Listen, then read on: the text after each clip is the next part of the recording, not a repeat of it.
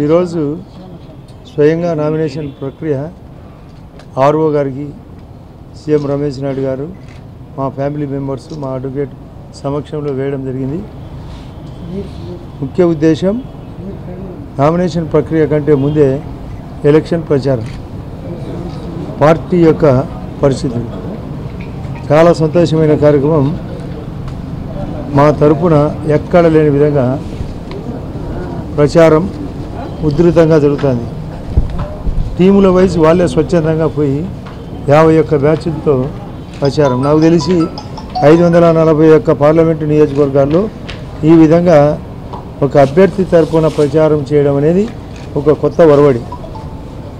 చేసిన పనులు, పార్టీ ద్వారా జరిగిన పనులు, సంక్షేమం. నేను స్వయంగా 3 సార్లు జమ్మలమడుగు అసెంబ్లీలో హ్యాట్రిక్ విజయం, తద్వారా జరిగిన పనులు, ఈ విధంగా జమ్మలమడుగు నియోజకవర్గంలో జరిగిన అభివృద్ధి మాదిరి కడప పార్లమెంట్లోని 6 స్థానాల్లో కూడా చేస్తాం. ఇది రేపు భవిష్యత్తులో పార్లమెంటు మొట్టమొదటిసారి. రమేష్ నాయుడు గారు ఉన్నారు, ఆయన ఆల్రెడీ 2 సార్లు రాజ్యసభ మెంబర్.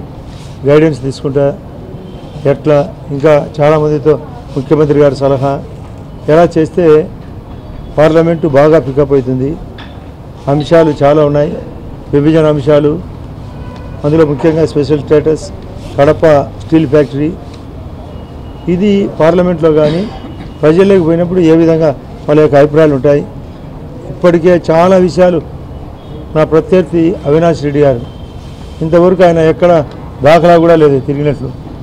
ఇప్పుడు కాదు, గత 5 సంవత్సరాల్లో అసలు పార్లమెంటుకు పోయినది తక్కువ, పార్లమెంట్లో చర్చ పెట్టినది తక్కువ, ప్రజల్లోకి పోయినది తక్కువ, అభివృద్ధి చేసినది అసలు లేదు. కానీ ఆమోదితం చేయించుకున్నారు పార్లమెంట్లో, అవి కూడా ఎలక్షన్ రాకుండా. ఈ దొంగాట ఎంతసేపు? రియల్ గేమ్ జరగాల, ప్రజలకు మేలు జరగాల. ఇది పార్టీ రీత్యా కానీ నా యొక్క వ్యక్తిగతం కానీ ఆ విధంగా చేస్తే ప్రజలు బాగుపడతారు. చెప్పిన మాట నిలబెట్టుకున్నట్లు. నా మీద ప్రజలకు అపార నమ్మకం ఉందని నా ఆలోచన. ట్రస్ట్ పేరుతో 29 ఐటాలు క్లియర్ చేయడం జరిగింది మా పెద్దల ట్రస్ట్ పేరుతో. నేను ఇప్పుడే చెప్తున్నా, ప్రతి చోట పూర్తి స్థాయిలో ప్రచారం స్టార్ట్ అయింది. గవర్నమెంట్ చేసిన, ప్రభుత్వం పార్టీ తరఫున చేసిన అన్ని స్కీములు ప్రజల్లోకి స్పందన అయింది. నిన్న బద్వేలో కూడా ఇప్పుడే చెప్పిన, బద్వేల్లో కూడా 3.5 గంట ఆలస్యంగా అంత ఎండలో కూడా అసలు అనుకున్న సైన్యం కంటే 4 గంటల సైన్యం రావడం జరిగింది. వాళ్ళకు స్పందన అట్లే ఉంది, వాళ్ళలో బలం అట్లయింది.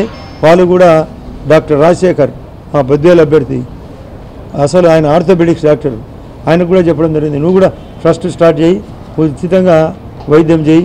ఆయన డాక్టర్ రవికుమార్ రెడ్డి గారు, విజయమ్మ భర్త, ఆయన కూడా బద్వేలు వీరారెడ్డి గారి పేరుతో అక్కడ ఆల్రెడీ ట్రస్ట్ పెట్టి కంటి వైద్యంతో పాటు పేదలకు ఎంతో సాయం చేస్తున్నాడు.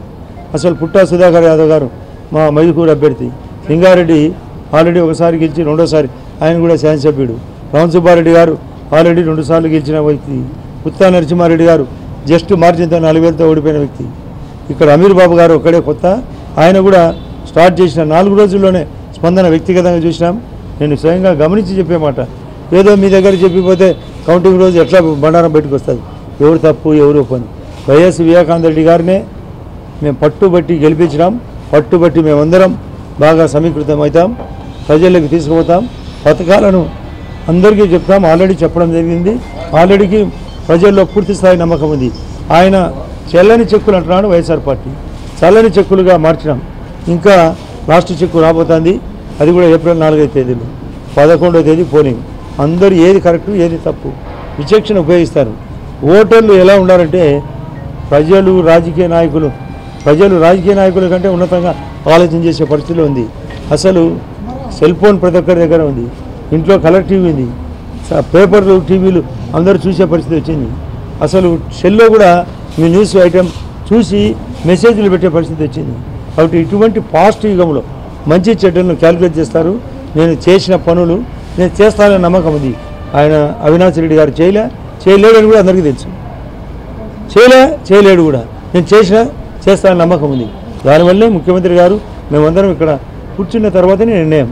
నేను రామ్ సుబ్బారెడ్డి గారు ఒకటే, ముఖ్యమంత్రి గారి యొక్క ఆలోచన, మా కుటుంబ సభ్యుల ఆలోచన, మా స్నేహితుల ఆలోచన అందరిది తీసుకున్న తర్వాత నేను ఎంపీ అభ్యర్థిగా నేను రామసుబ్బారెడ్డి గారు జమ్మలమడుగు అసెంబ్లీ అభ్యర్థిగా పోటీ చేస్తున్నాం. మాకు సంపూర్ణమైన నమ్మకం జమ్మలమడుగులో భారీ మెజార్టీ వస్తుందని. అది కాకుండా మిగతా అన్ని చోట్ల కూడా ఇంక్లూడింగ్ సతీష్ రెడ్డి గారు కూడా పులివెందులో గెలిచే పరిస్థితి వచ్చింది. కారణం రెండు పెద్ద కారణాలు. ఒకటి, నీరు పట్టిసీమ పుణ్యమా అని పోలవరం పూర్తి కాకడం 70% అయింది. మరొక 30% త్వరలో చేస్తామనేది ముఖ్యమంత్రి గారి ప్రగాఢ నమ్మకం. ఈ లోపల పులివెందులలోని మారుమూల ప్రాంతాలకు కూడా ఇంత కరువులో కూడా నీరు సప్లై, అది త్రాగునీరు కావచ్చు, సాగునీరు కావచ్చు. పెన్నా నదికి కూడా మైలవరం రిజర్వాయర్ ద్వారా అప్ టు ఆదినమాయపల్లి వరకు వాటర్ రిలీజ్ చేయించాము. అదే కాకుండా చిత్రావతి రివర్లో కూడా వాటర్. ఈ విధంగా వాటర్ రిలీజ్ చేయడము ఆ రిజర్వాయర్లు పుట్టిన రోజు నుంచి జరగని కార్యక్రమం. గండికోట కూడా భారీగా నీరు వచ్చినాయి, పైడిపాలానికి వచ్చినాయి. ఇరిగేషన్ పూర్తి స్థాయిలో జరుగుతుందని ప్రజల్లో నమ్మకం ఉంది. హార్టికల్చర్ హబ్గా మారుతుంది పులివెందులో అనే నమ్మకం ఉంది. ముఖ్యమంత్రి గారు పదే పదే పులివెందులు భారీగా సాయం చేయడం జరిగింది. కాబట్టి సతీష్ రెడ్డితో సహా పార్లమెంటు పరిధిలోని 7 మంది పూర్తి స్థాయిలో గెలుస్తారు. నాతో పాటు నమ్మకం మాకు ఎంతైనా ఉంది. ఈ ముఖ్యమంత్రి గారు నిన్న బద్వేల్ రాయచోట్లో ఫస్ట్ టైం ఎన్నికల ప్రచార భాగంగా వచ్చినప్పుడు అసలు భారీ స్పందన వచ్చిన జనం కంటే కూడా పాపం వాళ్ళు అంత ఎండలో నిలబడి అసలు ముఖ్యమంత్రి గారి యొక్క ప్రతి మాటకు వాళ్ళు చప్పట్టు కొట్టడం చాలా ఆనందదాయకంగా ముఖ్యమంత్రి గారి ఆలోచన కూడా నిన్న చెప్పడం జరిగింది. మంచి మెజార్టీతో అన్ని చోట్ల గెలుస్తాం. ఆయన సిద్ధాంతం 175లో 150 ప్లస్ అసెంబ్లీలు, 25కు 25 పార్లమెంటు స్థానాలు. దీని వలన అక్కడ రావాల్సిన మోడీ గారు ఇవ్వవలసిన 1,11,000 కోట్లు ఇప్పటికే డ్యూస్ ఉన్నారు. ఆ డబ్బులు రాబట్టడం కానీ 1,00,000 కోట్లకు పైగా విభజన అంశాలు కేసీఆర్ దగ్గర రాబట్టే పార్టీ తెలుగుదేశం అని అందరికీ నమ్మకం ఉంది. అదే వైఎస్ జగన్ రెడ్డి గారు ఈ రెండు అడగడు అనే నినాదం ప్రజల్లోకి పోయింది. ఎందుకంటే ఆయన కేసులు క్లియర్ కావాలా, కాబట్టి ఆయన అక్కడ హైదరాబాద్లో ఆస్తులు కాపాడుకోవాలా.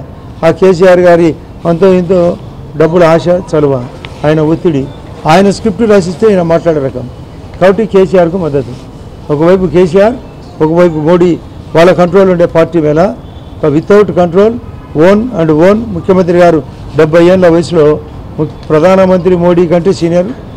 అసలు అభివృద్ధి, సంక్షేమం, అమరావతి, పోలవరంతో పాటు 62 ప్రాజెక్టులు ఇరిగేషన్ పూర్తి చేస్తాడని, వైజాగ్ రైల్వే జోన్ ఫుల్ స్థాయిలో రాబడతాడని, ప్లస్ కడప స్టీల్ ఫ్యాక్టరీతో పాటు 18 అంశాలు క్లియర్ చేస్తాడని పూర్తి నమ్మకం ఉంది. అసలు ఆ బీజేపీ పార్టీ ఎంతో సంకుచిత పార్టీ, చాలామంది ఊచకోతకు కూడా గురి చేసిన పార్టీ. కాబట్టి ఆ కాంబినేషన్తో పోటీ చేసే జగన్ రెడ్డి, కేసీఆర్ కాంబినేషన్తో పోటీ చేసే జగన్ రెడ్డి కానీ వారి అభ్యర్థులు కానీ చిత్తుగా ఓడిపోయేది ఖాయమని మీ ద్వారా తెలియజేస్తున్నాం. ప్రజలు రాజకీయ నాయకుల కంటే ఉన్నతంగా ఆలోచన చేసే పరిస్థితిలో ఉంది. అసలు సెల్ ఫోన్ ప్రతి ఒక్కరి దగ్గర ఉంది, ఇంట్లో కలర్ టీవీ ఉంది, పేపర్లు, టీవీలు అందరూ చూసే పరిస్థితి వచ్చింది. అసలు సెల్లో కూడా మీ న్యూస్ ఐటెం చూసి మెసేజ్లు పెట్టే పరిస్థితి వచ్చింది. కాబట్టి ఇటువంటి పాస్ట్ యుగంలో మంచి చెడ్డలను క్యాలిక్యులేట్ చేస్తారు. నేను చేసిన పనులు నేను చేస్తానని నమ్మకం ఉంది. ఆయన అవినాష్ రెడ్డి గారు చేయలేడని కూడా అందరికీ తెలుసు. చేయలేడు కూడా, నేను చేస్తానని నమ్మకం ఉంది. దానివల్లే ముఖ్యమంత్రి గారు మేమందరం ఇక్కడ కూర్చున్న తర్వాతనే నిర్ణయం. నేను రామసుబ్బారెడ్డి గారు ఒకటే ముఖ్యమంత్రి గారి యొక్క ఆలోచన, మా కుటుంబ సభ్యుల ఆలోచన, మా స్నేహితుల ఆలోచన అందరిది తీసుకున్న తర్వాత నేను ఎంపీ అభ్యర్థిగా నేను రామసుబ్బారెడ్డి గారు జమ్మలమడుగు అసెంబ్లీ అభ్యర్థిగా పోటీ చేస్తున్నాం. మాకు సంపూర్ణమైన నమ్మకం జమ్మలమడుగులో భారీ మెజార్టీ వస్తుందని. అది కాకుండా మిగతా అన్ని చోట్ల కూడా ఇంక్లూడింగ్ సతీష్ రెడ్డి గారు కూడా పులివెందులో గెలిచే పరిస్థితి వచ్చింది. కారణం రెండు పెద్ద కారణాలు. ఒకటి, నీరు పట్టిసీమ పుణ్యమా అని పోలవరం పూర్తి కాకడం 70% అయింది. మరొక 30% త్వరలో చేస్తామనేది ముఖ్యమంత్రి గారి ప్రగాఢ నమ్మకం. ఈ లోపల పులివెందులలోని మారుమూల ప్రాంతాలకు కూడా ఇంత కరువులో కూడా నీరు సప్లై, అది త్రాగునీరు కావచ్చు, సాగునీరు కావచ్చు. You're watching this on Mirror TV. Please like, share and subscribe. Please watch and subscribe to Mirror channel. You're watching this on Mirror TV. Please like, share and subscribe. You're watching this on Mirror TV. Please like, share and subscribe. You're watching me on Mirror TV. Please do like and subscribe this.